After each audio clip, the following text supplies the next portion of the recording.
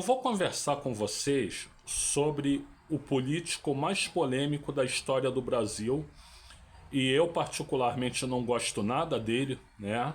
Nunca gostei, mas enfim, que ele é um personagem marcante na história brasileira Vamos falar sobre Carlos Lacerda. Mas eu peço que antes, por gentileza, você se inscreva aí no canal, né? Que faça isso agora, não deixe para fazer no final do vídeo, senão você acaba esquecendo. Eu espero que você ative o sininho, que você que você dê like no vídeo, também faça agora, porque no final você acaba esquecendo, e que você compartilhe esse vídeo. Bom, gente, o Carlos Lacerda, ele nasceu lá em 1914 e ele tem uma linhagem, um parentesco composto de muitos nobres, senhores de terras, né? Ali na região de Vassouras, de Volta Redonda, aqui perto de Miguel Pereira, em Pati do Alferes. Então ele é parente de muitos nobres, né? Até nobres que vieram dos Açores, em Portugal, né? Mas o pai dele, o Maurício Lacerda, ele era considerado um grande cidadão e ele era comunista. E tal qual o pai, o Carlos Lacerda se tornou comunista. Na condição de comunista é que em 1930, né, ali 31, né, ali no início, ainda nos seus 16, 17 anos, né, ele coordenou discursos e incitações, manifestações contra o governo do Getúlio Vargas, né, porque, como vocês sabem, os comunistas eles não eram apreciadores da era Vargas, né. Então, ele ainda como comunista, ele bradou contra o Vargas, né? Só que acontece que em 1939 há uma guinada na vida dele.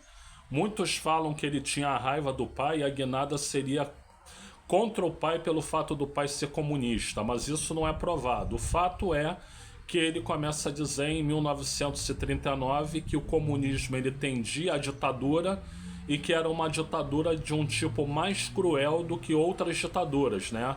Por quê? Porque era mais organizado, era mais orgânico, era mais metódico, né? E, para falar a verdade, nisso até que ele não tá errado não, tá, gente? E aí ele se torna um tremendo de um conservador de direita. Ele ajuda a fundar um partido chamado UDN, União Democrática Nacional, né? Que é o partido de direita do Brasil, o partido conservador do Brasil historicamente. E quando Getúlio Vargas quer voltar ao poder pelas eleições em 1950, ele diz: esse senhor não deve ser candidato.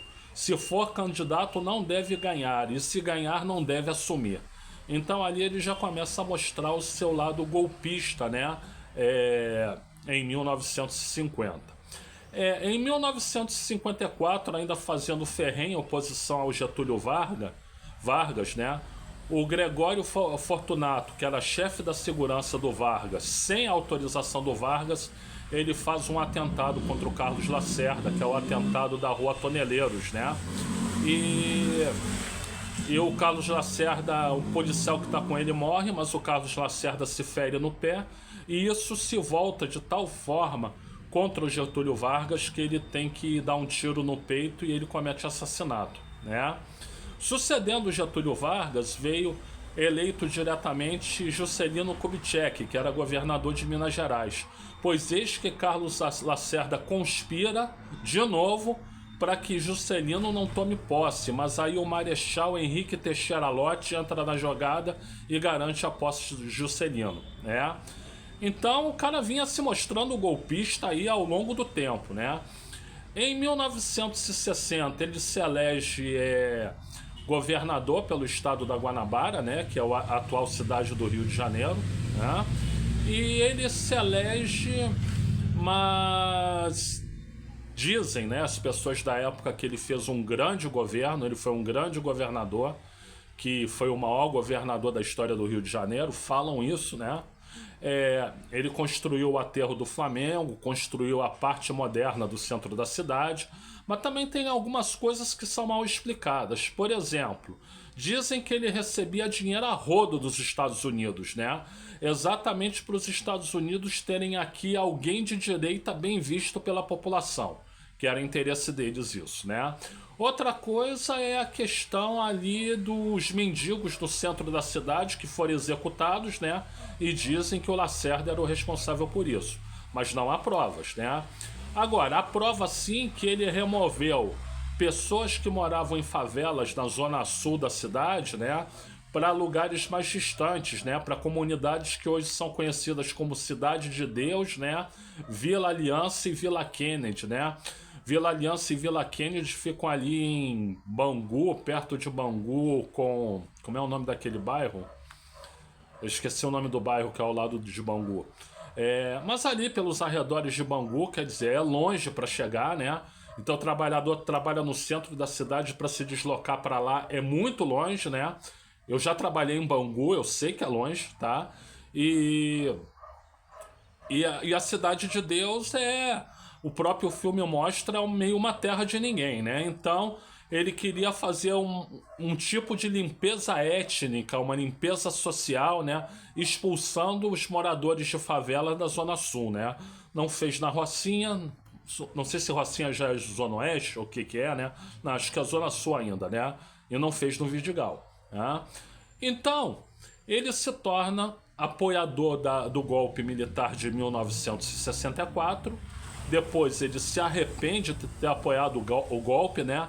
Porque ele apoiava o golpe porque eles achavam que eles iam botar um civil para ser o presidente. O civil seria ele próprio, Carlos Lacerda, né? E não botaram, né? Muito pelo contrário, o Lacerda teve que ir pro exílio, né? Onde ele fez as pazes com Juscelino Kubitschek, inclusive, e ele morreu em 1977, e há fortes suspeitas que ele tenha sido assassinado pela própria ditadura. Bom, gente, eu falei o básico aqui sobre o Carlos Lacerda. Então, resumindo, era um comunista que se converteu a direitista fanático, né? E um grande apreciador de golpes militares. Mas dizem que ele fez um grande governo no estado da Guanabara. Resta saber a que preço esse grande governo aconteceu. Eu sou o Luiz Felipe Chateaubriand, eu agradeço muito pela assistência, pela atenção. Muito obrigado a todas, muito obrigado a todos. E se você puder dar uma olhada na descrição desse vídeo, eu agradeço muito.